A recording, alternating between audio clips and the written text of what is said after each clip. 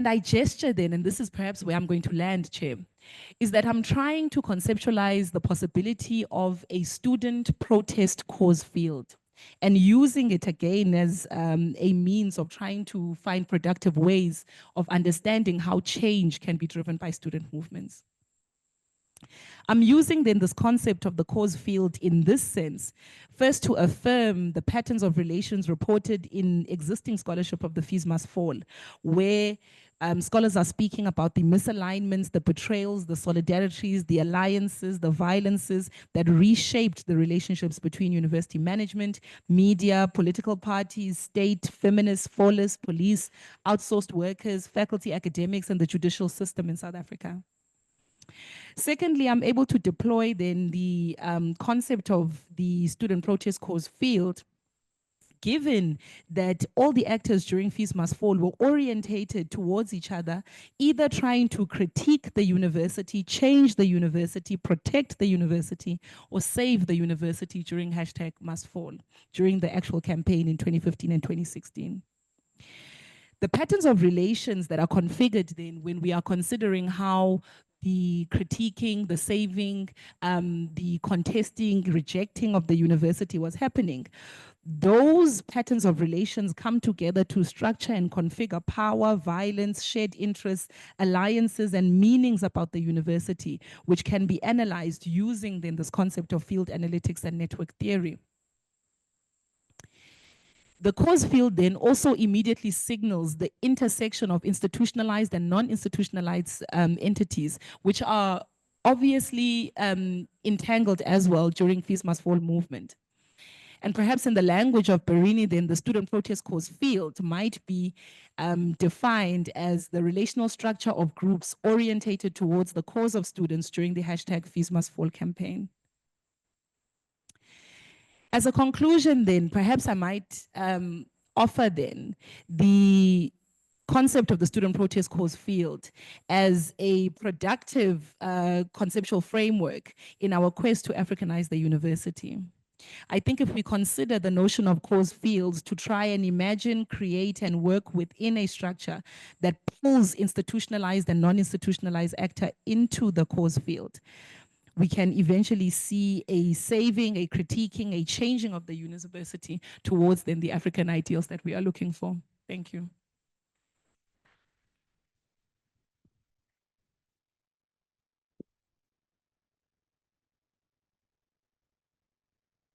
Yes, thank you very much.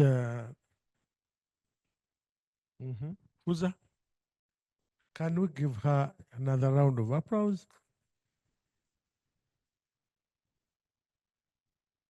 She came in at a time of confusion and she has saved us. I think she deserves another round. Secondly, although she had thought that her paper was going to be tagged to the presentations we were expecting, I think she has been in a position to fit it into a discussion we shall have. I imagine that everybody has been able to think about her presentation in regard to the Mass Fall movement. Members online, are you able to hear us? Are you now connected? Members online? I can see that we have Mr. Duvuzire Ndlovu. Duvuzire Ndlovu, are you there?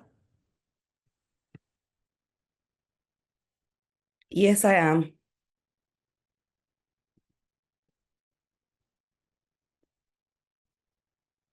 Hello. Okay, so I did have a So it's our microphone. Can you hear me?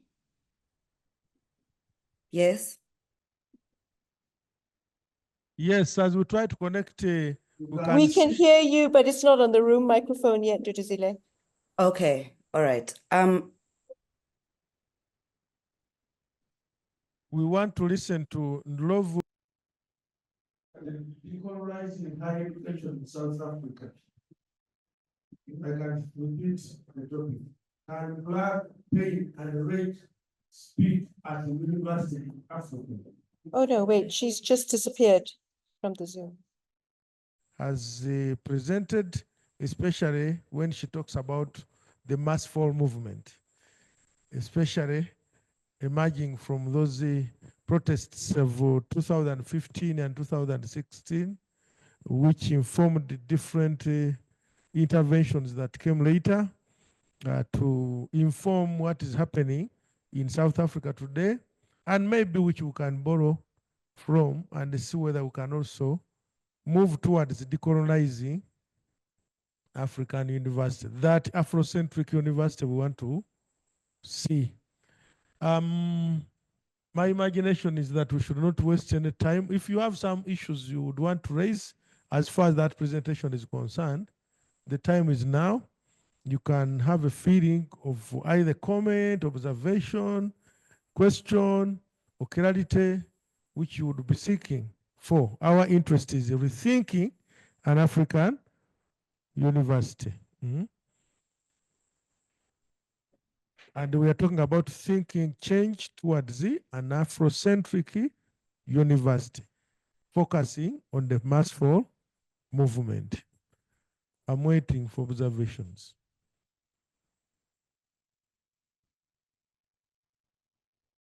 Members, have you been following? Yes? Yes. Prof. Chimoga. Buza. Colonization of the African universities, which seems to be more accommodative. Because when we talk about, for example, the Afrocentric epistemology, we're not in, I mean, we do not intend to do away with those other epistemologies, but to be more accommodative so that we try to emphasize ours. So the question is, and I think it's one of your main interests also in your research, how do we reconcile the two? One that is radical and this other which is more accommodative. Thank you.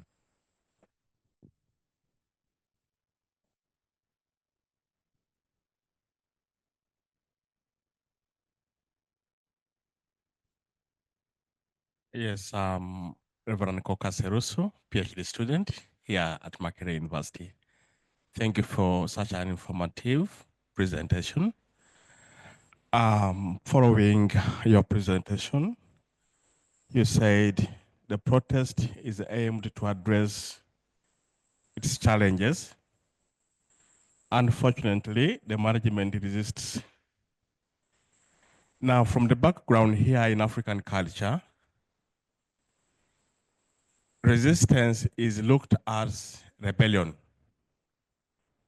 Yet sometimes there is an idea that must be addressed.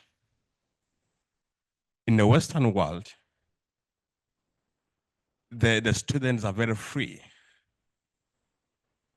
to discuss issues, to iron out issues, and they are listened to. Now, in that context, how can we realize change amidst the mindset that's already built in African culture? That even when we talk about changing the curriculum to fit to this philosophy of Afrocentric in the teaching and learning and the research and the community engagement, how can this idea change the mindset of the Africans?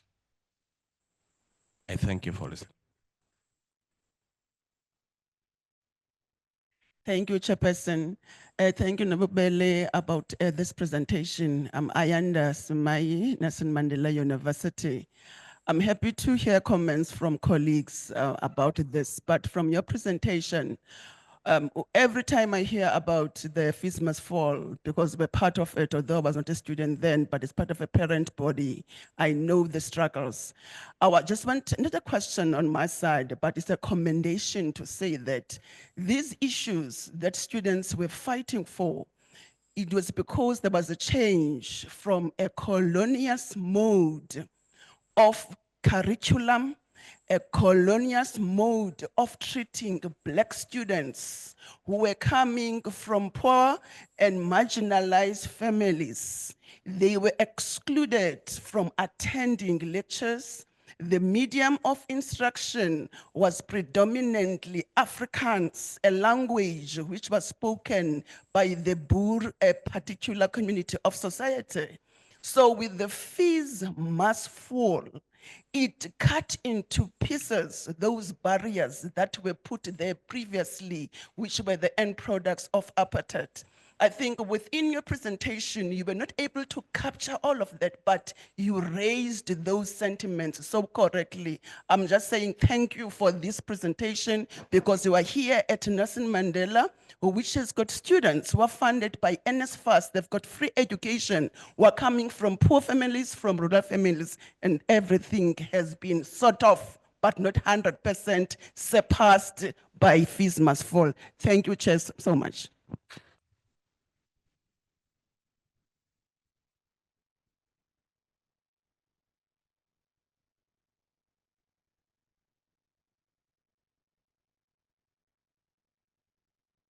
Thank you very much, presenter. In fact, it was a good presentation. However, I have some areas that I needed clarification, or it may also serve as an input. First, you talk about student activism, and generally I had looked at it from different perspectives. One is, as much as we appreciate that activism is vital in any given situation, especially in academic arena, but there is a risk, especially when there is homogeneous group that is leading the activism, then there is a risk of not adequately representing a diverse student voices. And that may not address the need of all students, and it may not lead us to Afrocentric university that we wanted to achieve. Secondly, is about the sustainability of the activism itself. Usually, it is intense at the beginning. Immediately, I can say it is intense and short-lived, especially with the pressure from academic life. And this raises question about the sustainability of that effort aimed at establishing Afrocentric university, because as engaged students, you realize that most of them may graduate. Others may lose interest over some time.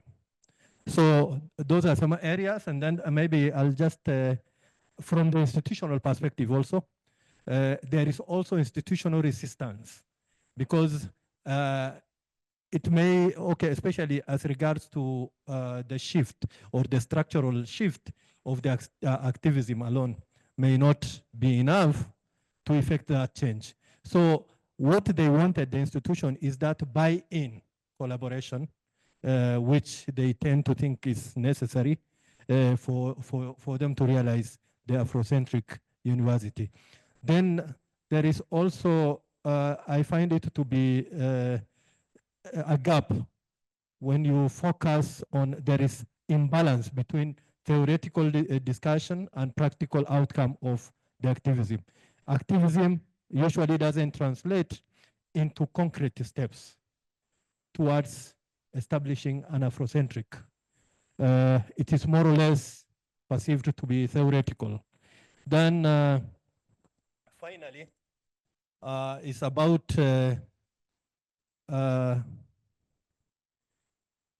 there is that conflict or leading to the division among the students. because if you look at it, you realize that if there are a student or a group of students with diverse views or different views on what Afrocentric university should look like, then you realize that what they are advocating for is higher collaboration efforts and creating the activism. They are realizing that it is creating an advisory environment, which may not be healthy in Afrocentric. Thank you so much.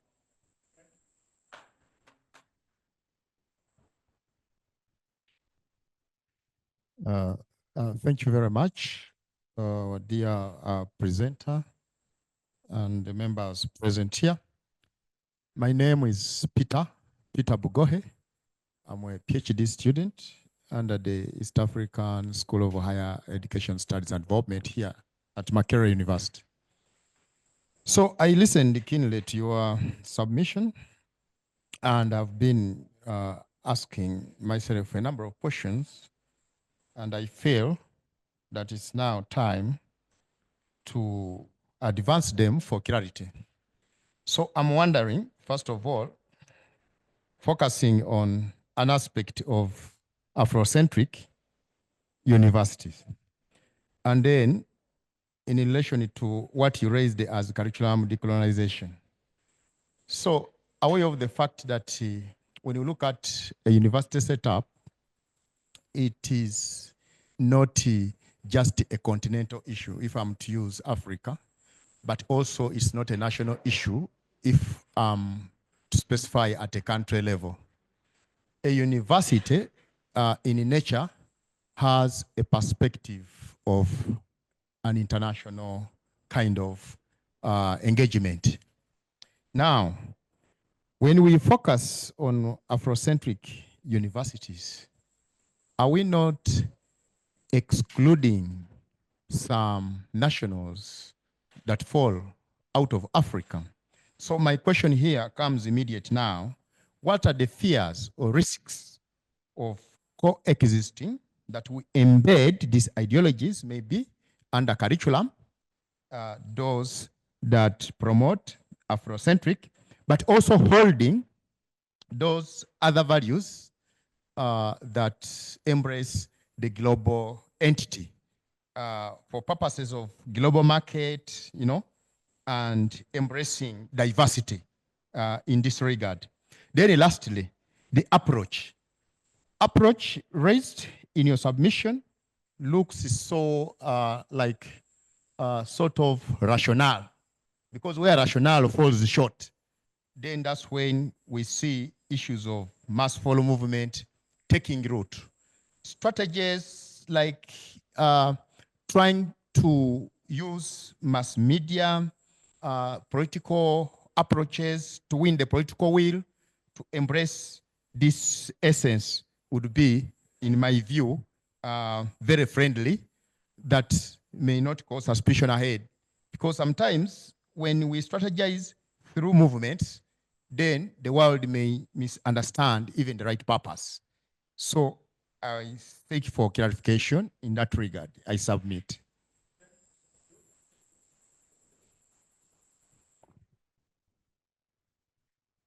Thank you very much for your incisive reflections. I am called Abraham Tangwe, a lecturer in the Protestant University of Rwanda. I just have some simple worries and doubt that I would like to have more explanations. The first worry I have is linked to the postulation of my brother behind here. If you look at student activism and you delve into the different African contexts, do you think that this student activism can be sustainable in these different contexts when you look at the political dynamics? The second worry I have, I just wish to find out, was this paper a research paper? Now, if it was a research paper, what are the methods you used to get what you are presenting? And the third and last worry that I have is that you use 3 theoretical orientation for your reflections. What was the necessity? What was the rationale for these 3 theoretical orientations of your study? Thank you.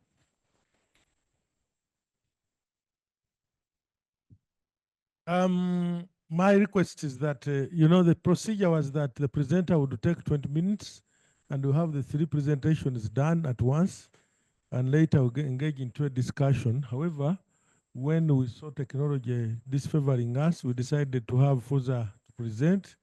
But my request is that she has taken note of what is supposed to be responded to. And my imagination is now, Duduzile is okay? Duduzile, are you there? Yes, I am. Okay. Good morning, good afternoon. Hello there. Hi, everyone. Thank you so much. Yes, we are waiting for you. We have already introduced you. Just greet people into your.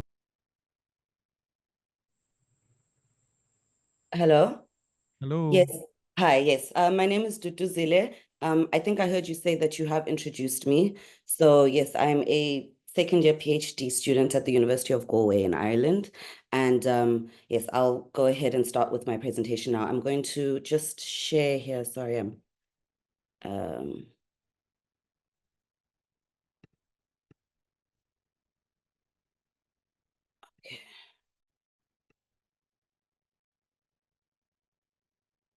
Right. So my presentation, the paper that I'm presenting today is titled, Can Black Pain and Rage Speak at a University in Africa? Black Effect and Decolonizing Higher Education in South Africa. I'd like to start first by disclaiming that I owe much of my learning and unlearning to the brave and beautiful intellectuals and activists who made history in 2015 and 16 and beyond. Without you, this research that I do, and more importantly, what it represents, would simply be idle chatter. To all those comrades who have been left behind, remain excluded, and have yet to heal, I thank you still and hope that one day, I hope that the day will come when you find your sacrifices to have been worth it. I also acknowledge my privileged position of inquiry as a funded researcher in a Western European university, and I'm critically conscious of the potentials for the commodification of decoloniality and the creation of a canon of thoughts about roads must fall. I further acknowledge the potentials for furthering the exclusion of Fallist members, experiences, and knowledges as a result of establishing scholarly authority about the movement and its works from this positionality, particularly for those positioned outside of the university. I admit any and all gaps, omissions, and misunderstandings as my own. Of the many colonial relics maintained by African nation states post-colonialism, including the church and systems of justice and governance, it is particularly the academy or university which remains as reproducing colonial logics of domination in its process and product. This in particular through the university's mythical monopoly as positioning itself as the authority on knowledge-making and truth. In a lecture on decolonizing the social sciences at the University of Cape Town in 2018, African philosopher Professor Mogobe Ramose made reference to the word university, pointing out that unis, Latin for one, and versio, Latin for version, signify the university's role as the imperial house and authority for the one version of truth. Despite the fact that the official etymology of the word differs from Ramose's offered explanation, the role of the university in propagating the denial, dismissal, and delegitimization of non-Western knowledges and truth through its monopoly on establishing universal truth remains a central focus in decolonial thought, particularly in the Latin American, indigenous, and African traditions. It is the refusal of pluriversality towards the maintenance of Western cultural and epistemic hegemonic power at the expense of non-European imaginations that decoloniality contests.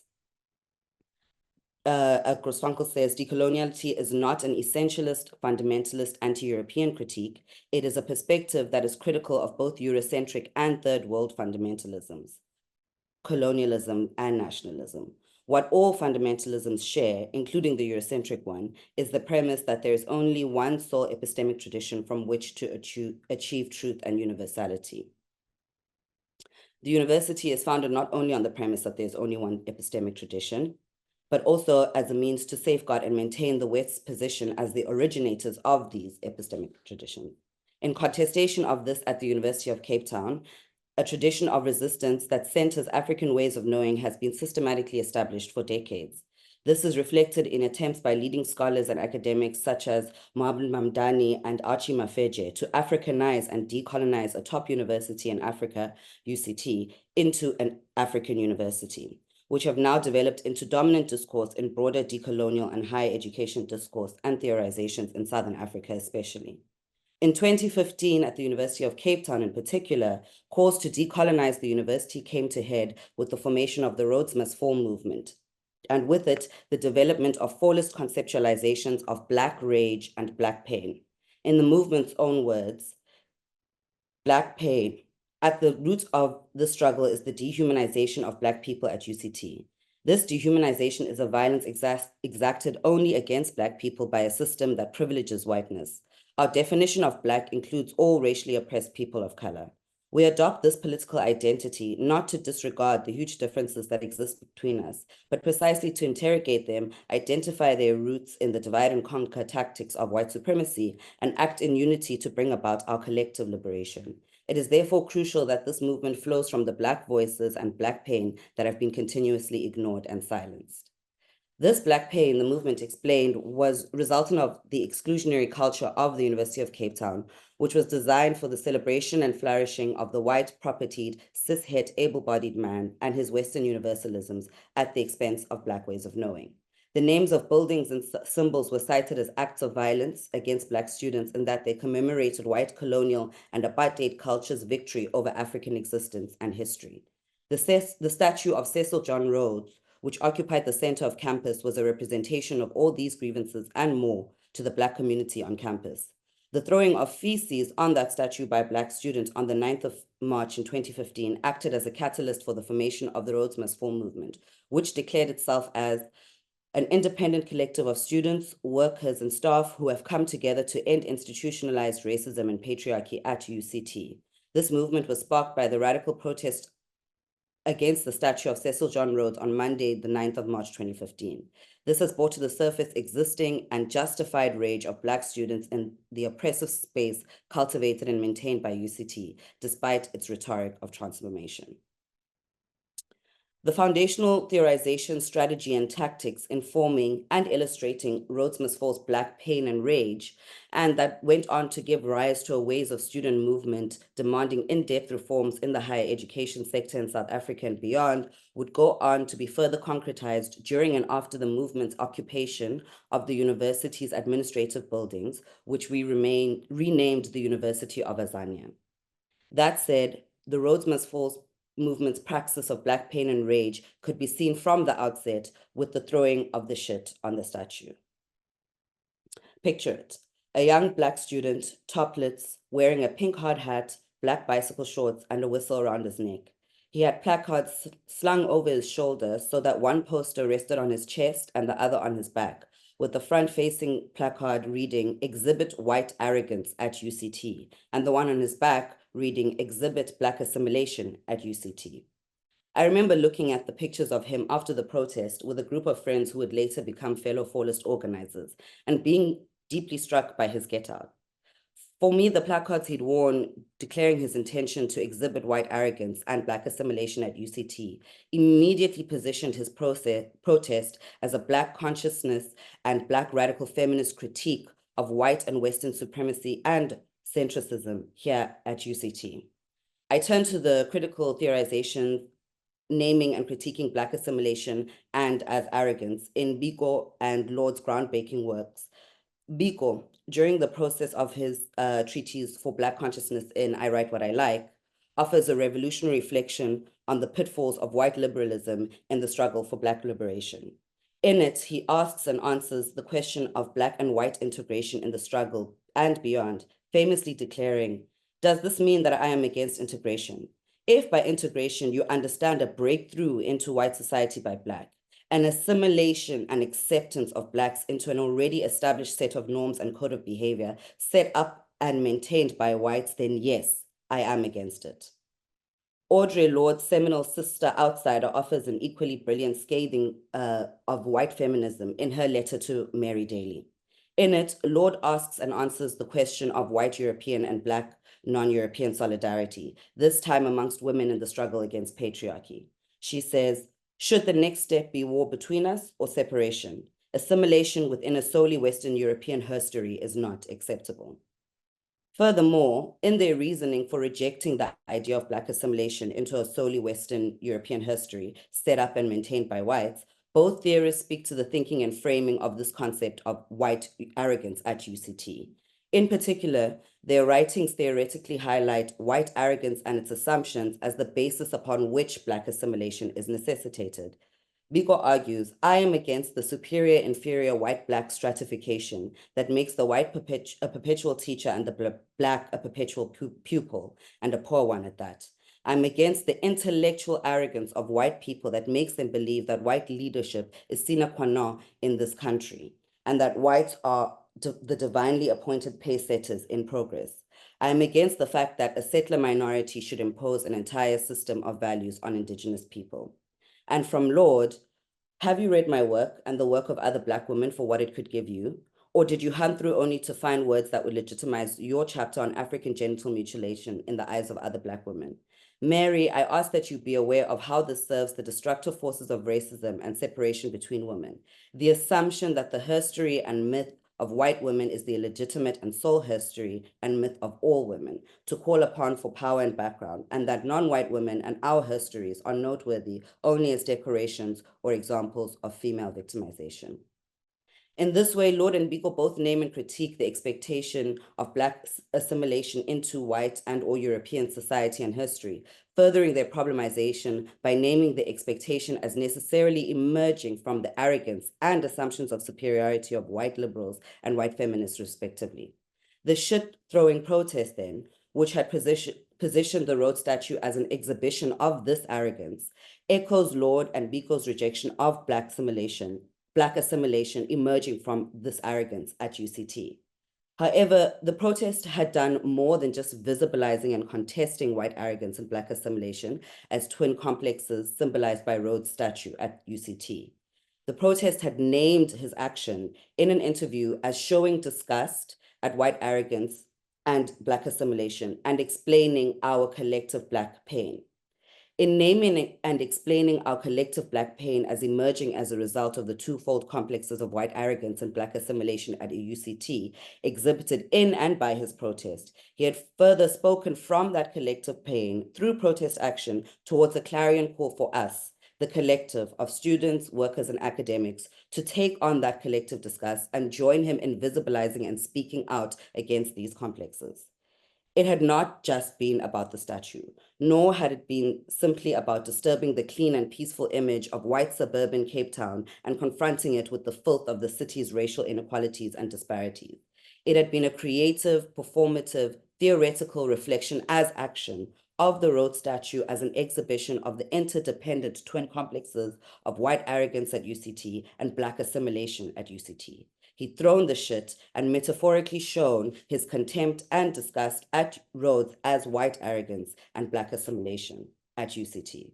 This, he'd asserted, in an attempt to explain our collective Black pain, the idea of which resonated with and inspired action in us all.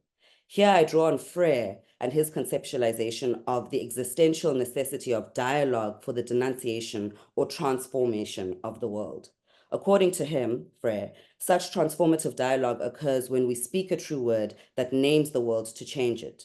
In order for the word to be true and transcend the idle chatter of verbalism or the uncritical action for action's sake of activism, it must be praxis, and neither one of its intimately interrelated two-dimension, reflection and action in radical interaction can be sacrificed without the other suffering also. And it is in this way, through an authentic praxis of critical consciousness as action or speaking, that by naming the world, we transform it. Dialogue imposes itself as the way by which we achieve significance as human beings. So framed within a Freirean reading of Black consciousness and Black radical feminism, I put forward that the protest action of throwing shit at roads and much of the protest action by the movement that would follow had been a praxis of authentically speaking of and against our collective Black pain and rage towards our collective decolonization thereof. It was never just about the statue. It's important for me to take a moment here to reiterate that I have written this paper and do this research from within. My bias and subjective beliefs are ultimately in line with those of the movement and remain at the heart of my work as a researcher. As such, in the process of my research, I have not set out to rationalize Black pain and rage.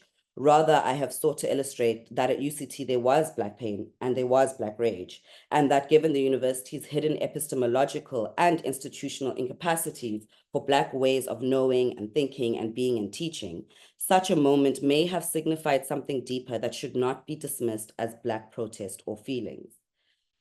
Black rage and Black pain initiated and maintained a dialogue about decolonization within the very institution which, as evidenced by the university's response to the Mafeja and Mamdani affairs, has consistently illustrated its unwillingness and incapacity for acknowledging the existence of Black and African thought.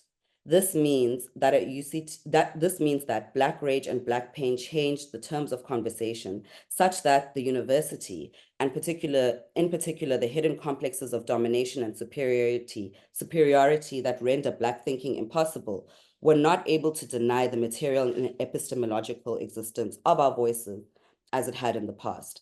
Black pain and Black rage spoke at UCT. Thus, we must be critical of the epistemological denialism and invisibilization of Black pain and rage, particularly in narratives pertaining to the movement, decolonizing the university, or the university's decolonial way forward. Here I refer to the words of Jonathan Jansen, a highly regarded academic in critical education, in his speech delivered at a graduation ceremony at UCT in December 2019. He said, "I would be remiss on this grand occasion if I did not warn you that in South Africa, the ideal of the university is under threat. Today, the Senate chambers is called the Archie Mafeje Room. This graduation hall is named after Sarah Baartman, and Cecil John Rhodes is nowhere to be seen. For this, the campus and the country owes the activist community of UCT a great debt. But when you burn down things at a university because you're angry, you undermine what a university is for. When you hide and conceal artworks you don't like, you threaten the idea of a university. When you tell white students and colleagues that they cannot speak in the learning commons, you make a mockery of what a university stands for. You see, a university in essence is a place where reason triumphs over rage. It's a place where our common humanity matters more than our racial nicknames. It is the one place where anybody and everybody can speak without the fear of being shut up." In a speech, Jansen clearly delineated and the explicitly referenced rage and anger from reason and logic. What is glaringly omitted in this assertion is pain. This Cartesian delineation is the exact thinking which RMF rejected in its assertion through its praxis of decolonial knowledge. It is the kind of thinking which RMF contends informs the contradictory arrogance of such academics, researchers, and university leaders who can simultaneously support a transformed Sarah Baartman Hall while denying and dismissing the knowledge and praxis of the inextricably linked rage, anger, and Black pain informing these new names. It is the thinking which has limited and eliminated the possibilities for critical engagement with the new decolonial and epistemological contributions and concepts such as rage and Black pain, informed by Black and African lived experiences at historically white institutions like UCT and emerging from RMF knowledge and praxis in contestation of the colonial ideals of the university. Understanding and explaining our collective Black pain and rage, and in particular the injustices informing it, remained at the center of our work in the university. Assertions that the university is a place where reason triumphs over rage ultimately position this work as oppositional from the ideal of reason, and in this way reduce its epistemic and intellectual value. As asserted by Professor Xolelwa Mangu at the University Assembly on the matter of the Rhodes Statue, saying, whenever the issue of Black progress comes up and you are asked about it, the issue of standards must find itself into it. So too, the matter of academic freedom or reason when we insist on prioritizing Black voices or speak from Black pain. Like the pursuits of knowledge or excellence, the ideal of academic freedom is not neutral, nor is it uninformed by the racial and gendered injustices upon which the university is founded. Freedom from external interference for its own sake does not exist. The university does not exercise its freedom from external interference indiscriminately. It defines what constitutes external and interference. The prevalence of increasingly globalized, capitalist, modernist research outcomes and ideals, for instance, constitute worthy hello? goals. Hello? Yes. I'm worried you have like 3 minutes. to the Oh end of dear. the time. Okay. Okay, yeah, I think I might be able to finish. Yeah, I'm on the last 2 pages. Can I just go there? So there are too many. Just summarize what you have in the 2 pages. Okay.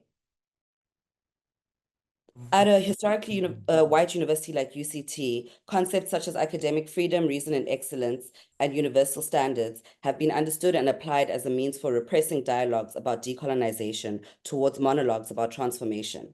In this way, the hidden colonial roots of transformation debates that give so much weight to the voices of those who stand to benefit from coloniality. The rage and pain that emerges as a result of this unjust application of colonial interests and imperatives, particularly when it is organized in contestation of these interests, is dismissed as irrational and having no place in the university, even when the material outcomes of that organized rage are retroactively praised in the same breath. Indeed, Bell Hooks asserts that like their bourgeois whites, like their Black counterparts, do not want rage to take the form of strategic resistance, hence their mutual investment in mocking and trivializing Black rage.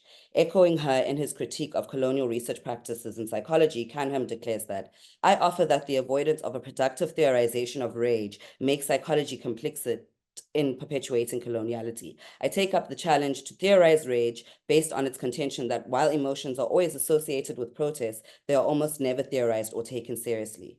Such research is beyond the scope of this presentation and paper, but remains essential in the struggle to counteract the damaging research practices which de-intellectualize Blackness and theorize African thinking and being out of existence in higher education and beyond.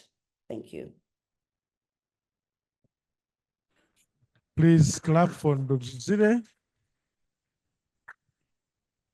Yes, thank you for that effort you have taken to present this work, especially when you emphasize the element of the pain the Black goes through and the rage he undergoes as far as the university in Africa is concerned, but particularly at UCT. I'm going to now call upon some people to ask you some questions. Please take time to take note of observations which are going to be raised. Members, you will agree with me that we have given Duduzile some good time. Unfortunately, the other member who was supposed to present is not with us. So we are now going to engage in a discussion about what Duduzile has presented, and later we shall suffice it by their responses, starting with the Duduzile and then end with the Fuza. So, observations about what you have heard from Duduzile? Yes?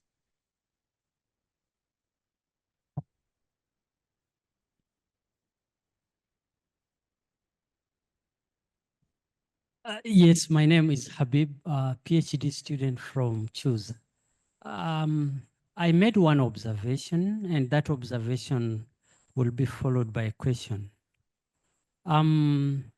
She did refer to Professor Mamdan, and we imagine that South Africa has just come out of the colonization, the apartheid, and Mamdan seems to insist on 3 structures of a society in South Africa.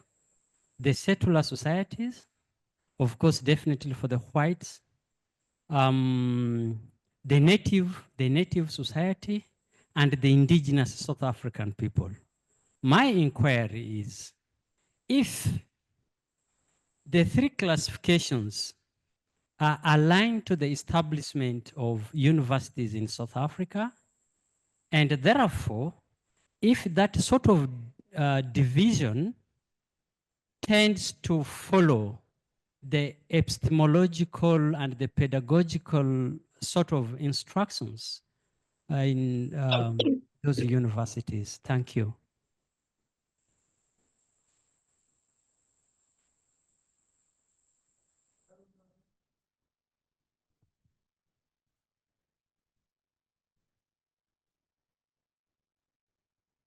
Have you been listening? Hey, you make your observations. Feel free to make your observations. Yeah? I think, Duduzira, you need to take a note of, I don't know whether you have taken trouble to look at inculturation as an aspect of trying to ground the Afrocentric university we are talking about in regard to being able to ground this aspect of not being seen as hated by the whites and not being seen as if we feel inferior ourselves, but living in harmony with one another through integrating what is good and what is bad from both sides. I don't know whether you have taken trouble to read much about that kind of unity and diversity which we would be promoting. Maybe with that, I can give you the floor to respond. You had an issue? Okay. Yeah, thank you. My concern here, I'm looking at the management of these universities where these cross-cutting issues are emanating. Like, I'm looking at the composition of the council of these universities. You'll need to clarify, because at that point, we expect enactment of university policies that embrace diversity.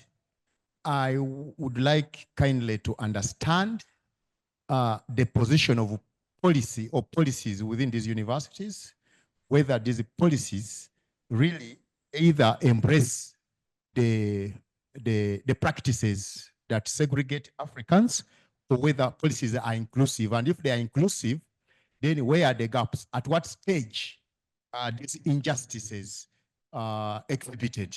I submit. Thank you. Yes. Can you take the floor now? Maybe one disadvantage you have done is that you have taken much of the time reading. If you had prepared maybe a PowerPoint presentation where people would be flowing with your presentation, maybe they would have had more questions. However, please answer those comments. Sorry, are you speaking to me, sir? Sorry. I was off. This man had disfavored me. Can you hear me now? Yes, I can hear you. I wanted to ask, are you asking me to respond? Yeah, I said that next time maybe you would help us and have a PowerPoint presentation which is flowing with the eyes and your words. Otherwise, you were speaking to what you had on the paper, and people somehow did not follow the slides which you were presenting. And it did a disfavor. Maybe you would have got more feedback from us than we have got. However, highlight on those few feedbacks. Okay, thank you so much for that feedback. I'll take it into account. Yes, what I'm understanding, sorry, I might have not caught a lot of the audio there, but questions about or mostly this idea of assimilation and diversity. And there was one question about whether the university's policies encourage inclusion and diversity for everyone. And there was a question there around Mamdani's characterization of South African society as split between the settler, native, and indigenous. And I think the general question is around whether the arguments I was making around the Rhodes Falls conceptualization of Blackness and Black pain and against assimilation speak to maybe a resistance of a South African university or an African university that includes the settler or white people. It's definitely not that. I think the idea here was that this idea of Black pain and Black rage, and in trying to understand and organize it, we borrowed from the thinking, the Black consciousness thinking and Black radical feminist thinking, which critiques the idea of this idea of being Black or being overdetermined as Black at the expense, being determined as Black to enhance white-Black stratification. It's not because we want the university to reflect that stratification, but precisely because we're in contestation of it. If you look at the University of Cape Town pre-1994, for instance, in response to that question of policies, the university always characterized itself as open. There was never any written policy that said no Black people are allowed to attend the University of Cape Town during apartheid. Even so, the number of Black students who graduated at university, I think it was 11 at by the time of the Bremner sit-in, Mafeje's time. So there were no policies per se. The university called itself open, but the society in which the university was the society that the university was reflecting, and the thinking, which was Western European, supremacist, and very specifically during apartheid, a segregated society that was built on white supremacy reflected that. Its interests and imperatives were aligned with the society that it was built in. And that's where this idea of allowing for the rage that might occur in response to that, which might then show itself up as, like I think many people are raising concerns around, as being reproducing rather than contesting this idea of separateness. But the rage that then it might not look like it belongs in a university. It might even, make some of the ideals that we value as a university, such as academic freedom or reason, it might seem like it's contesting those. But the idea is that those ideals, reason, academic freedom, or even this idea of an open university, they don't apply to Black people or Black thinking or African thought in these societies like South Africa, where the university is a colonial relic, where the university was formulated and established itself during white supremacist apartheid and before that colonialism. So in response to that, through this sort of what Miko puts forward as non-engagement, or even Audre Lorde when she's speaking about organizing as Black feminists with white feminists, is that using that principle of non-engagement or having rage, being angry, having pain, something that's not rational, something that's not friendly, something that doesn't encourage or make people comfortable on campus, saying this is a Black-only space, we need to organize amongst ourselves, white people, your voice doesn't matter here, is actually in contestation of stratification, not an attempt to reproduce it. Because the slow-paced transformation and this idea of no reason, academic excellence, and all these other ideals, they themselves are baked into the same colonial logic and exclusion of Black people in the university. That's sort of the point of this, the point of the research around maybe looking at the potentials of this idea of Black rage, which, yes, it meant that white people felt silenced. It meant that people couldn't write the exams. It meant that roads were shut down. It meant that property was damaged. So many things that as a university community, you might think this is appalling. This is no way for academics or intellectuals or people who want anything to do with the university to behave. But it actually flows from this very real and grounded in theory contestation and idea of, non-engagement, et cetera, as I've outlined. I don't know if that is sufficient. I know I've taken that. Am I right to say that you are saying that there are more of practices than policies in place? Sorry, there are more practices than policies in place, which are bringing about that rage and the pain. Yes, I mean, this is the situation in 2015. Of course, there've been very, very real changes that have been affected, I would say in part because of mainly the must fall moments, the rage, the student activism or the protest that swept the country. But at the point of 2015, yes, outsourcing, workers weren't insourced, the fee structure, all the sort of demands and things that came up through the movement. From there, exactly, that's where I want to get Fuza to respond to some of the issues. You missed up on her presentation. Actually, I now realize that they were both integrating into this aspect of the reactions that came after 2015, 2016 protests. So we can hear from Fuza on the responses which she got from the people.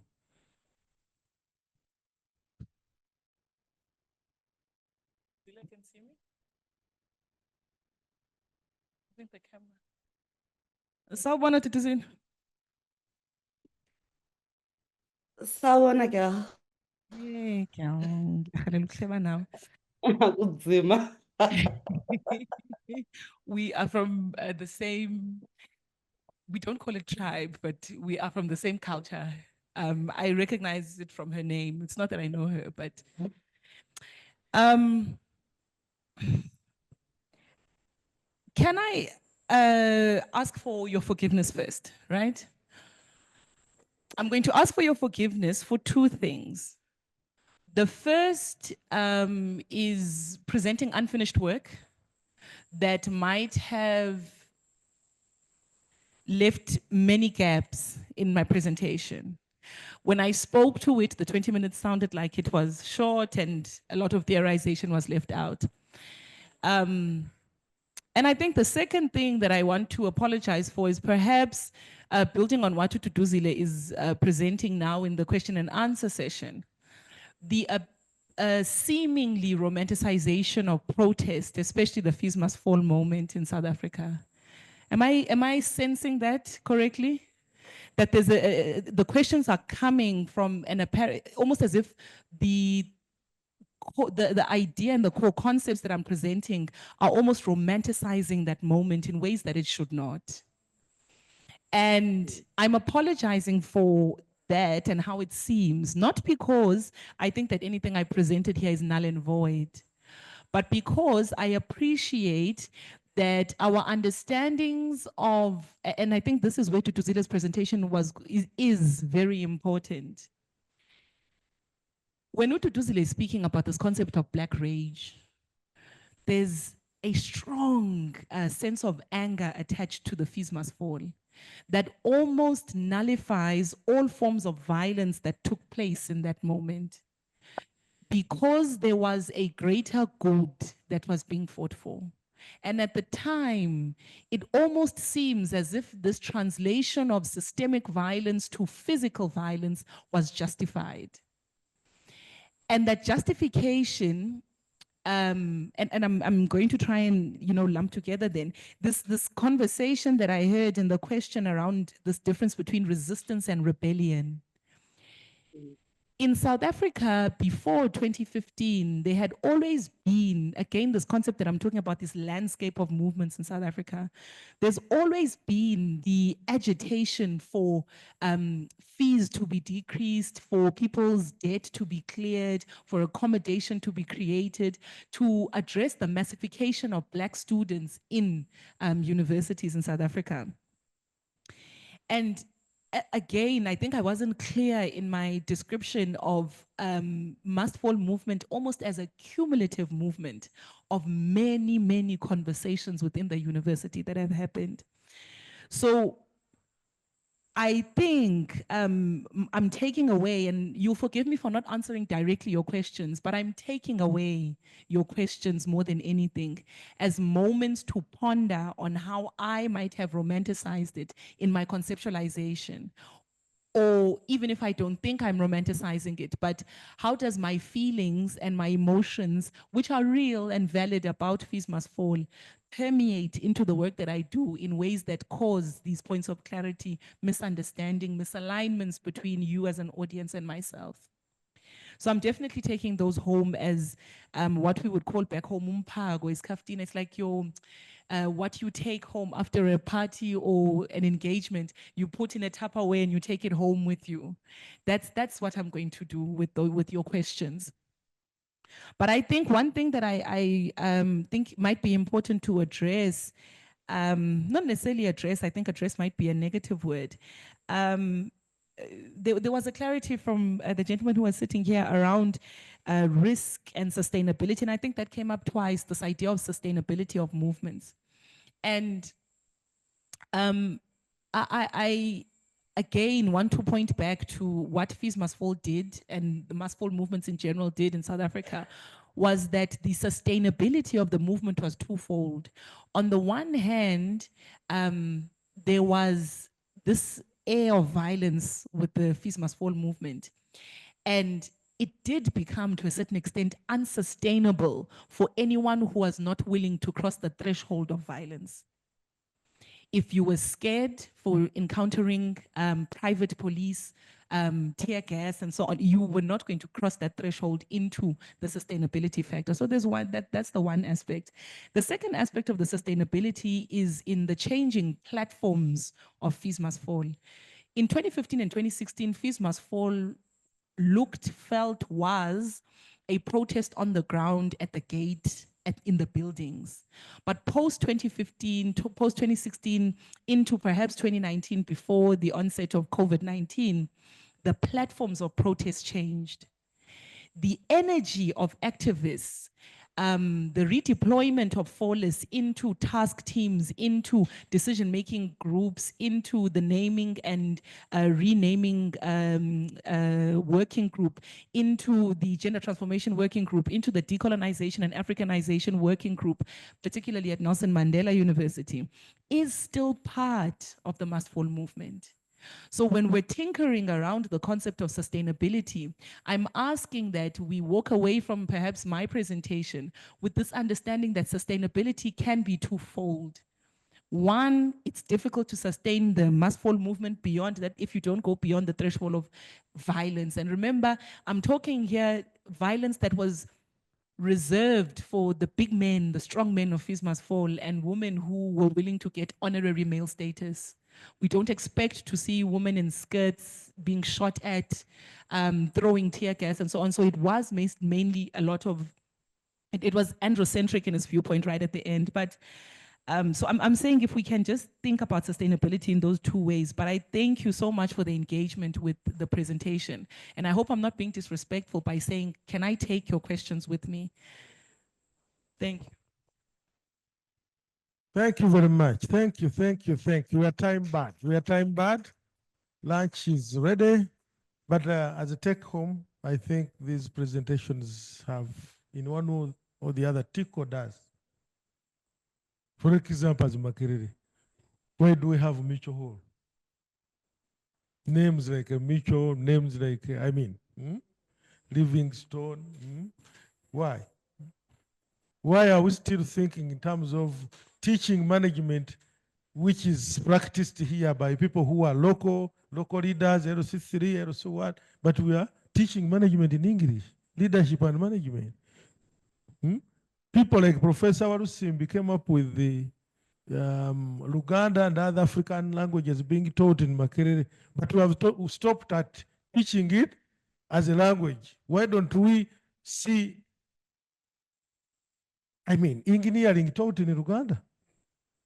Is it far-fetched? Imagine these are some of the issues we need to start pondering upon when we hear people talking about decolonizing the curriculum. Ngosa, I'm not going to give you a chance. We are not here. We are time bad. Yeah, so I'm just imagining that we should ponder upon all this. Members, I'm inviting, thank you very much, presenters, Duduzile and Fuza. We'll give them a round of applause together. And I think we have not been praying for our meals. So who can give us a prayer, lunch prayer? No, we need to get it from Sue. Sue. Oh, well, it'll have to be a multi-denominational prayer then. Thank you very much. We give thanks for all the people who managed to make it into the session today. We give thanks for the speakers and their scholarship, their commitment to understanding. We thank you for the audience, their attention, and we thank you for all the gifts of collegiality and attention. We're very grateful for all the background technical assistance. We've tried to struggle through a lot of challenges, and we have been given so many blessings of people's time, expertise. So we thank you, and hopefully we will be able to continue this conversation. So we can rise up to go and get our lunch. Thank you for being a good audience, and I've been your chairman, although you have not even appreciated it. Okay, nice lunch.